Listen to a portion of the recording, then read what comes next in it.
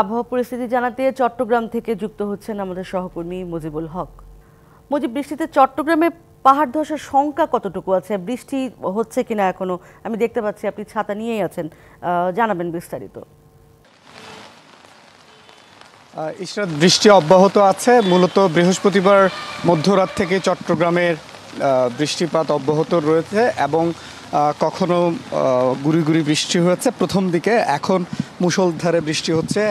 গতকাল রাতে বৃহস্পতিবার রাত থেকে যে টানা বৃষ্টি, গতকাল রাতে আমরা দেখেছি নগরীর যে সমস্ত নিম্নাঞ্চলগুলো রয়েছে, বিশেষ করে চকবাজার, মুরাদপুর, সড়ক বহর, এই জায়গাগুলোতে বরাবরই যখন সামান্য বৃষ্টি হয় জলাবদ্ধতা তৈরি হয়। সেই জায়গাগুলোতে রাতের শেষ ভাগ পর্যন্ত জলাবদ্ধতা ছিল, তবে সকাল থেকে সেই জায়গাগুলো থেকে যে জলাবদ্ধতা বা পানি সেটি নেমে গেছে। তবে এখন পর্যন্ত বৃষ্টি অব্যাহত রয়েছে, ফলে সকাল থেকে যে সমস্ত কর্পোরেট প্রতিষ্ঠান সহ অন্যান্য জায়গায় যারা অফিসের কর্মচারীরা আছেন, তারা তাদের কর্মস্থলে যেতে বেশ ভোগান্তিতে পড়েছেন।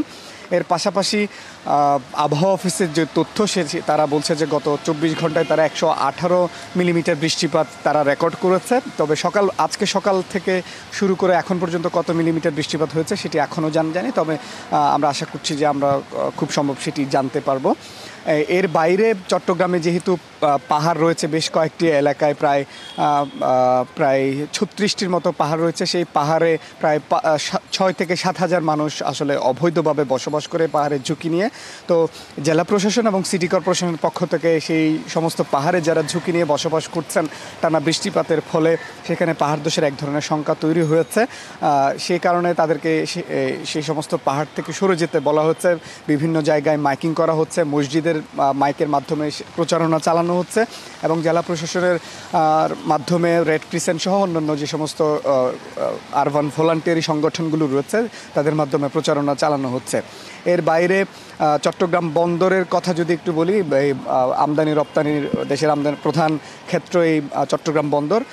এই যে বৈরী আবহাওয়া, সেটির কারণে চট্টগ্রাম বন্দরের যে বহির্নোঙরে যে পণ্য উঠানামা সেটি বন্ধ রয়েছে এবং এই যে বৈরী আবহাওয়ার কারণে কিন্তু বন্দরের অভ্যন্তরেও যে পণ্য উঠানামা সেটিও কিছুটা স্থবিরতা এসেছে। তবে এখন পর্যন্ত আমাদের কাছে যে তথ্য রয়েছে, যদি টানা বৃষ্টিপাত অব্যাহত থাকে তাহলে পরে যে সমস্ত নিম্নাঞ্চলগুলো রয়েছে সেটি পুনরায় জলাবদ্ধতার কবলে পড়তে পারে। এর বাইরে আবহাওয়া অফিস বলছে যে শনিবার আজকে মধ্যরাত পর্যন্ত চট্টগ্রামে যে বৃষ্টিপাত সেটি অব্যাহত থাকতে পারে। তো সব মিলে এই ছিল আমার কাছে চট্টগ্রামের খবরাখবর। অনেক ধন্যবাদ আপনাকে মুজিব।